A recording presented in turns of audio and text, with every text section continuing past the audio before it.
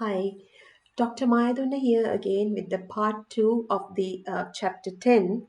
Which part 2 we learn about type of reactions. The very first type we are learning is double displacement. Let me show you how do you predict. This is the these are two ionic compounds. It is lead nitrate reacting with sodium iodide. So let me write the reaction: lead nitrate, sodium iodide, lead nitrate, sodium iodide. So this equation is important. In this equation, can you think about what is the charge of lead? That is 2. What is the charge of nitrate, which is 1? Remember, Pb 2 plus NO3 minus. So whenever you write Pb NO3 and then you write parentheses and then switch the charges. Lead charge goes under nitrate, nitrate charge goes under lead. So that is how you write the chemical formulas. And then how do you predict the products of this reaction? You see this compound, you have a cation Pb2 plus and the anion NO3 minus. And then this one sodium iodide. When you're predicting the products, this is how it goes.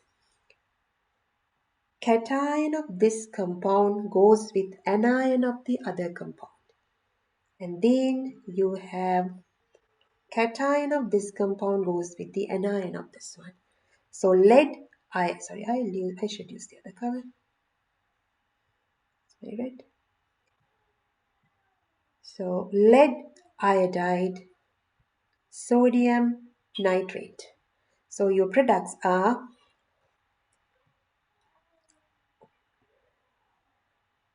PbI2 NaNO3. So that's how you predict the products. So why PbI2? Because iodide is the halide group 7. You just need one electron. So that's what it's 1. Pb2 goes there. Sodium 1, NO3 1. So it's cancelled out. So if you want to balance the reaction, NO3 2, you put 2 in front of it. You put 2 in front of it, I think it's balanced. So this is the double displacement. Both anion and cation changes the place. So this one we call double displacement reaction. And then, so you go to the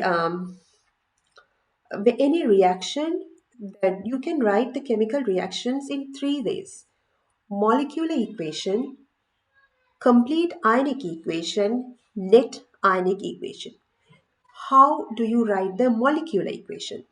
So here it's a reaction between sodium sulfate and barium hydroxide. Give you the sodium hydroxide and barium sulfate. So let me take this reaction first. So the reaction is sodium sulfate and barium hydroxide. Sodium sulfate, sodium sulfate and barium hydroxide. Sodium sulfate and barium hydroxide, we have it. So now the next step is, so you know this is sodium sulfate, soluble aqueous, barium hydroxide, soluble aqueous. What are the products? Sodium hydroxide, NaOH plus barium sulfate. Barium sulfate is a solid. It's not soluble, only this one is soluble. So this we call molecular equation. From molecular equation, how do we go to the complete ionic? In complete ionic equation, you all separate, so then you balance it. So barium hydroxide 2, you put 2 here, now it's balanced.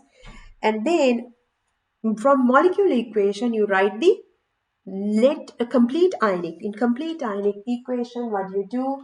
You dissociate all the aqueous compounds. How do you dissociate all the aqueous compounds? Uh, so Sodium sulfate, sodium aqueous sulfate aqueous, and then we have barium aqueous hydroxide aqueous, and then you look at the equation here. Two sodiums, right? I'm looking at the equation. Two sodiums and two hydroxides, and then our products. Sodium hydroxide Na2 aqueous, hydroxide 2 aqueous, and then barium sulfate. You write, that's the trick here.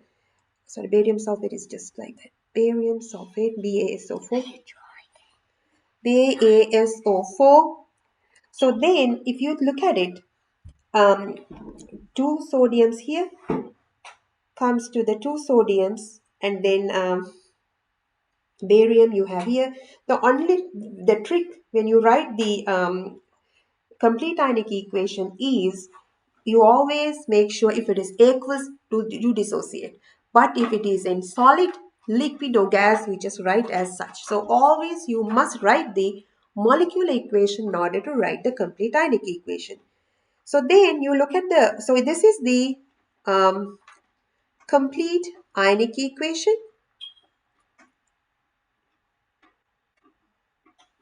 From complete ionic, you go to the net ionic. What you do, you look at the common ions in the reactant and products, you cancel them out. So sodium both sides, reactant and products, hydroxide both sides, you end up with only, let me circle those ions for you, barium and sulfate. So our net ionic equation is barium aqueous sulfate aqueous barium sulfate solid. This is my net ionic equation.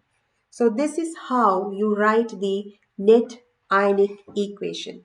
I have a separate video on molecular equation, complete ionic and net ionic equation. Please watch that, but this also should give you an idea. And then we are going to the our next topic. And then our next topic is so some example is given. So lead chloride, calcium acetate, giving you lead chloride and calcium acetate. So this is the molecular equation. Lead acetate, calcium chloride, lead goes with chlorine, lead chloride, calcium goes with acetate and form calcium acetate. So then lead chloride is a solid.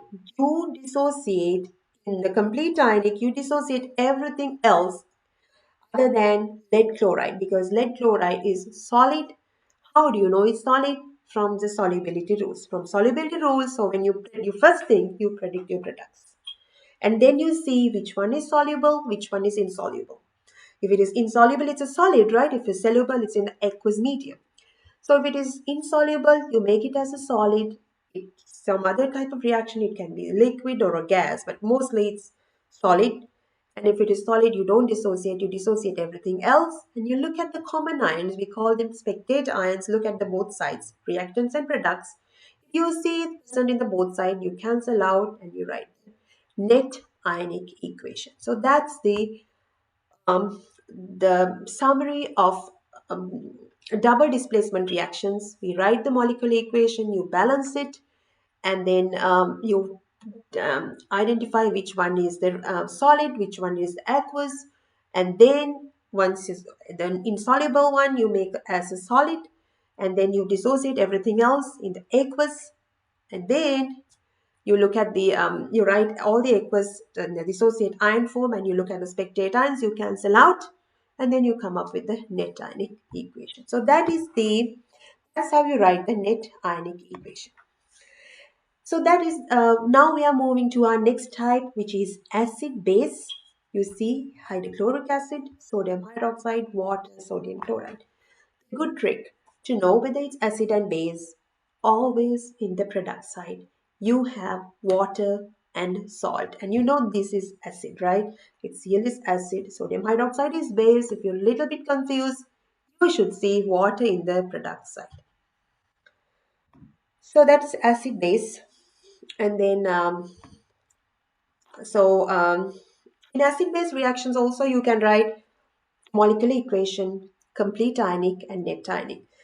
So it is so any equation you can write, okay, solid, so magnesium hydroxide, hydrochloric acid, like anytime you just dissociate it and see which one is the product and the reactant and product.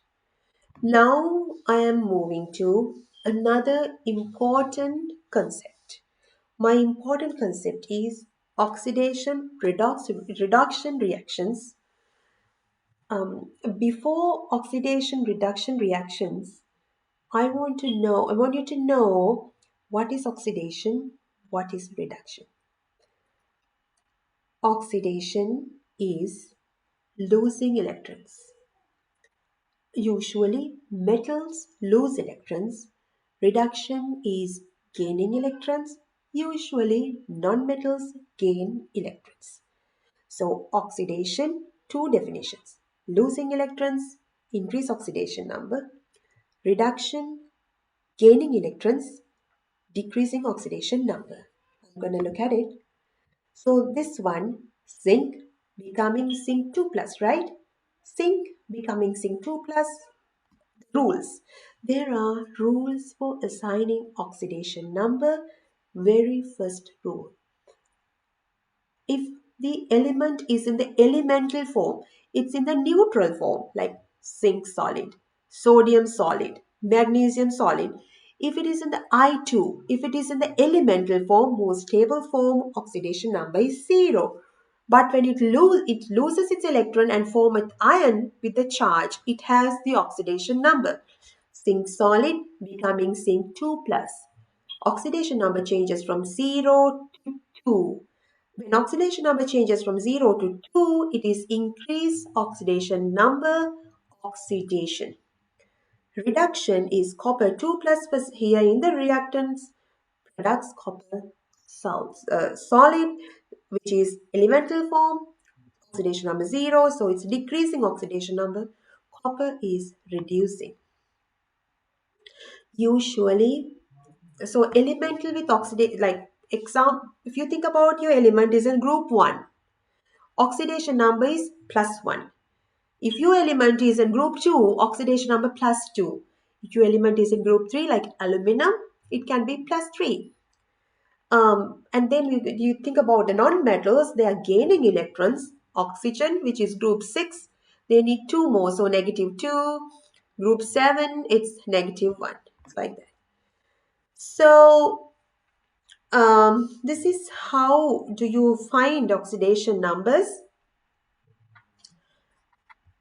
Potassium permanganate. So now I have potassium permanganate.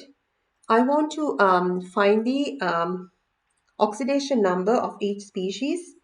So my compound is potassium permanganate MnO4. What is the oxidation numbers? Usually oxygen, it's we can say most of the time oxidation number is -2, but I have 4 oxygens. And then if this compound is in the neutral form, so when you add all the oxidation numbers, the oxidation number for the whole compound should equal to 0. So I can write a little statement. Potassium is oxidation number 1. How do you know? Because it's group 1. I don't know manganese, it's X. So if I add all these oxidation numbers, +1 plus X plus -2 into 4, -8 equals 0. And then +1 and X becomes 7, -7, X -7 equals 0, X equals 7, oxidation number of manganese is 7. If I take another compound like HNO3. Okay, HNO3 nitric acid. Oxygen oxidation number is negative 2 into 3 because 3 oxygen atoms. Hydrogen plus 1. I want to look at HNO3. So 1, I don't know nitrogen. X plus, plus negative 6 equals 0. Negative, positive 1, negative 6 is negative 5. X negative 5 is 0. X equals 5. That's how you find the oxidation number. Let me take an iron, sulfate. SO4, 2 minus. How do you find the oxidation number? I don't know sulfate, that's what I'm looking for. X plus oxygen is negative 2 into 4 equals negative 2. Why negative 2? Because this negative 2, now this compound is not neutral. Its charge is negative 2, it equal to the negative 2 charge. X plus negative 8 equals negative 2. Negative 8 goes to the other side. X equals plus 6. Oxidation number of sulfur is plus 6.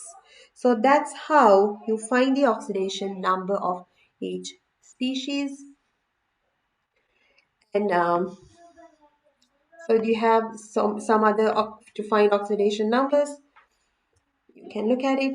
And then the redox reactions, I would like learn like if I take the redox reaction, so the type of redox reaction, so this is like a single displacement. This is like a combination, combining things, and then this decompose. So this is single displacement. I would say so this is a combination reaction actually. These two combine and form one product. And this is a combustion. Combustion means always species combining with oxygen produce carbon dioxide and water. So determine whether each of the following represent combination reaction, decomposition or combustion. This is combination. Two species combine and form combining product. Always a species combining with oxygen producing carbon dioxide and water. This is combustion. This is breaking down. Potassium chlorate, KClO2.